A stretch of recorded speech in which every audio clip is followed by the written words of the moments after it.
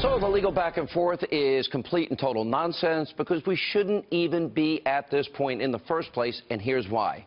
Now, this is a classic example of activist judges ruling based on their own personal opinions and not on what the law actually says, judicial activism.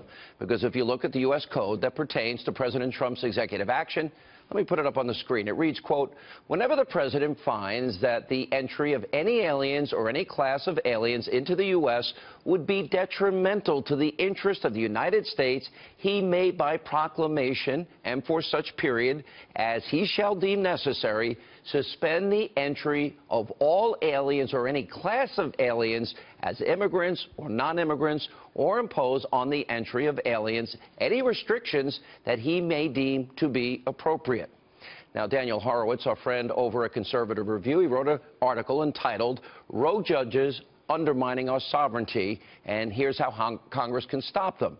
Now, in it, Horowitz argues that the judiciary branch of our government, especially on the lower levels, has been utterly polluted by progressive judges who decide rulings that are based on personal or political opinions, not on the law, not on standing, not on the Constitution. So in other words, a lawsuit can be brought before a liberal judge, they can go judge shopping, or in a liberal-leaning court, and it can have a national impact like what we are now seeing playing out.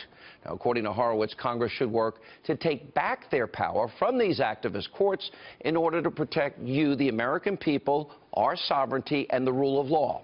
Now, for example, the U.S. Ninth Circuit Court of Appeals, where this legal battle is now playing out, is known by all to be the most liberal federal appeals court in the country.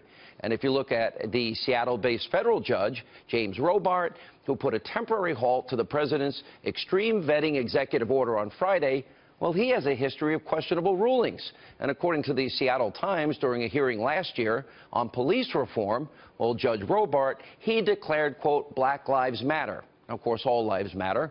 And then there is the out-of-control liberal hypocrisy that is on full display here. For example, Senator Chuck Schumer, he's crying foul over the president's executive order, but what the senator is not telling you, that back in 2015, he actually said a pause on admitting refugees into the country could be necessary.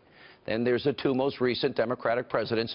They argued in favor of tougher immigration laws. Let's take a look at Bill Clinton. This is back in 1995 during his State of the Union address. Take a look.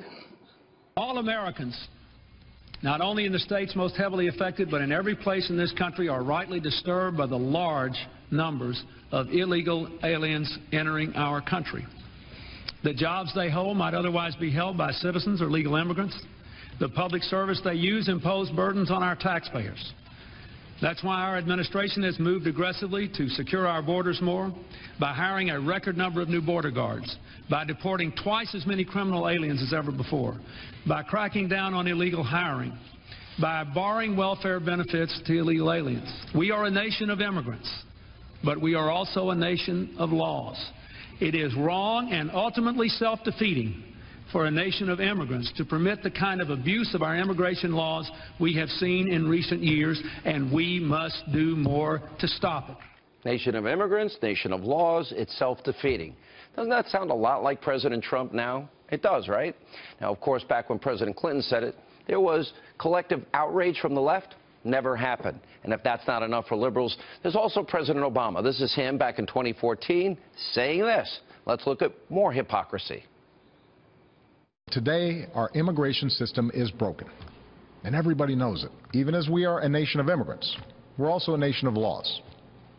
Undocumented workers broke our immigration laws, and I believe that they must be held accountable. If you're a criminal, you'll be deported. If you plan to enter the U.S. illegally, your chances of getting caught and sent back just went up. The actions I'm taking are not only lawful, they're the kinds of actions taken by every single Republican president and every single Democratic president for the past half-century. And to those members of Congress who question my authority to make our immigration system work better, or question the wisdom of me acting where Congress has failed, I have one answer. Pass a bill.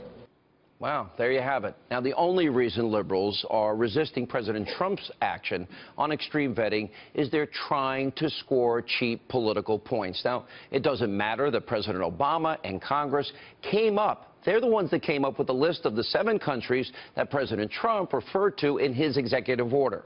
And liberals, they don't seem to mind one bit that, according to the New York Post, visa holders from these 7 countries that have ties to terror and extremism are now rushing into the country while they can, thanks to the courts. Now, President Trump's policy is very straightforward. Instead of twisting and misrepresenting Donald Trump's intentions, well, the left should listen very closely to what the president said earlier today. Listen closely, especially if you're a liberal. We need strong programs so that people that love us and want to love our country and will end up loving our country are allowed in, not people that want to destroy us and destroy our country. My message to the left tonight is very clear. You want to keep playing games, you go right ahead. But know this, if one American loses their life, is killed as a result of letting in dangerous, unvetted people into this country, you are to blame. And you will have blood on your hands, and you can explain that to the American people, why you put politics ahead of their safety.